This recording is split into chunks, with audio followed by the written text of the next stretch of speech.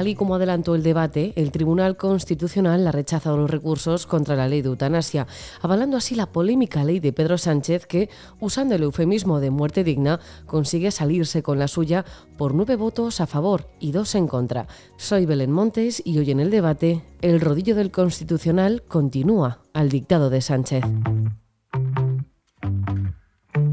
Hoy en el debate, el podcast diario de El Debate.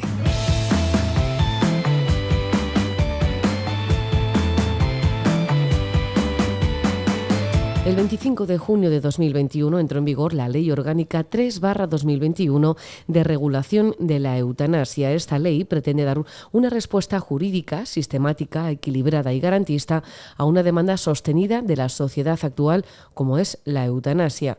Esto es lo que reza el escrito, pero usando palabras vacías para evitar decir lo que realmente supone la ley de la eutanasia, que es directamente poner fin a la vida de una persona.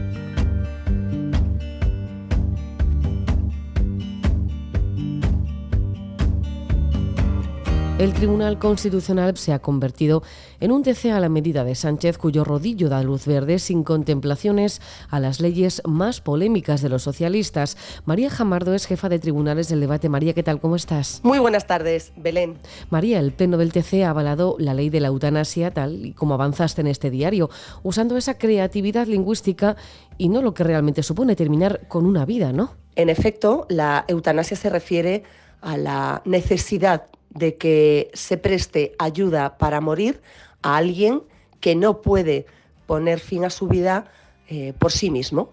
Esto es, en definitiva, lo que recoge la ley de Pedro Sánchez que ha avalado el Tribunal Constitucional, apoyado en los votos de su mayoría de izquierdas y apurando la creación de nuevos derechos fundamentales con una creatividad jurídica cuando menos cuestionable.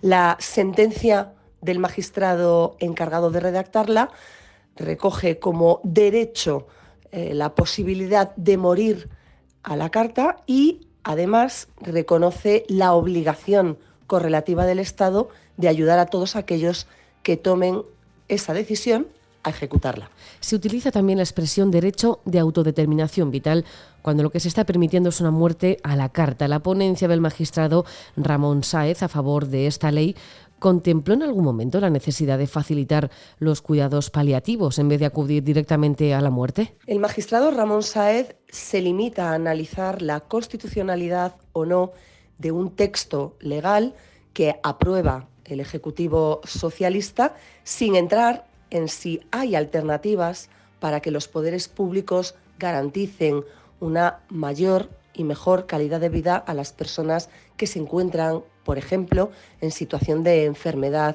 terminal o en cuidados paliativos.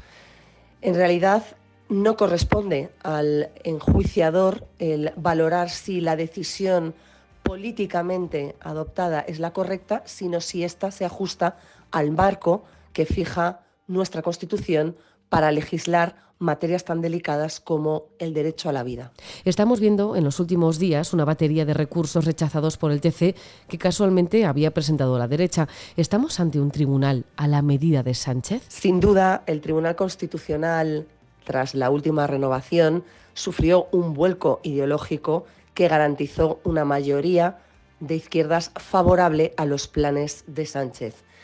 Un Sánchez que sabe que se juega la mayor parte de su legislatura y la credibilidad de las medidas que ha adoptado a lo largo de la misma en el aval de la Corte de Garantías a muchas de sus polémicas normas. El tema de la eutanasia no es el único, también la ley CELA, la reforma educativa o algunos decretos propaganda de los viernes sociales que en 2019 pusieron medidas de urgencia sobre la mesa que en realidad quizás podrían haberse regulado por los cauces ordinarios con el control parlamentario que se requiere en cualquier democracia. Sánchez sabía perfectamente lo que hacía cuando retiró el veto que había puesto al Consejo General del Poder Judicial para que no pudiese hacer nombramientos, eso sí, excepto los de aquellos magistrados que debían entrar a formar parte del Tribunal Constitucional en el mes de junio.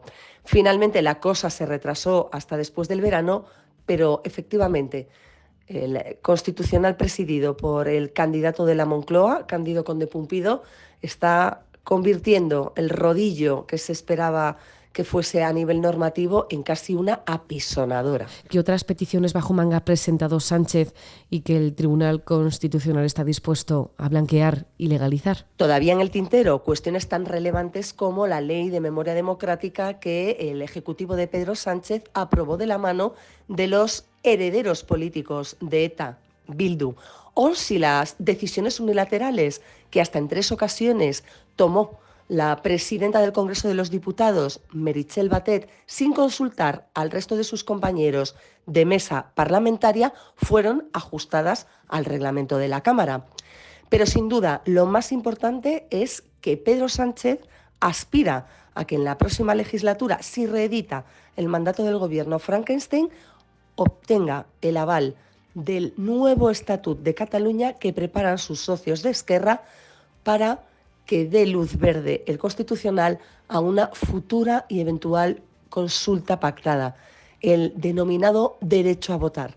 Después de haber entregado los indultos, de haber rebajado la malversación a la carta de sus socios separatistas y después de haber eliminado el delito de sedición, esa es sin duda la hoja de ruta que aspira a obtener Sánchez de la mano de una Corte de Garantías a su medida. María, se lo dijo el otro día el catedrático Ramón Tamames a la cara a Pedro Sánchez durante el debate de la moción de censura. No veía normal la falta de respeto del actual gobierno a la separación de poderes. Con la ley de la eutanasia sin recurso aprobado y vía libre para un puñado de más polémicas normas, ¿se está faltando el respeto a la separación de poderes? No es inhabitual ver a miembros del gobierno del ala de Podemos criticar crudamente no solo las sentencias judiciales que no les son favorables, sino señalar públicamente a los jueces que las toman.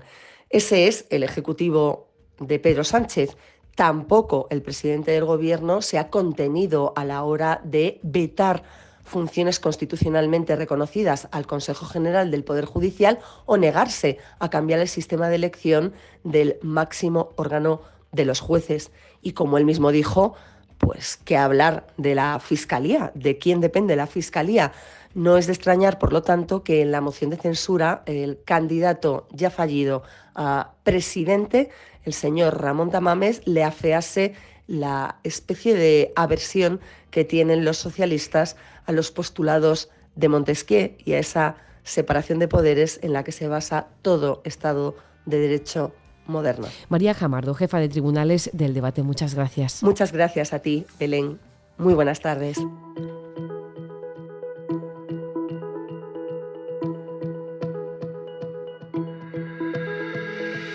Pedro Sánchez continúa usando su influencia ahora en el Tribunal Constitucional, aprobando leyes a diestro y siniestro, aunque vayan en contra de las personas y, sobre todo, que no respete los derechos de los más débiles.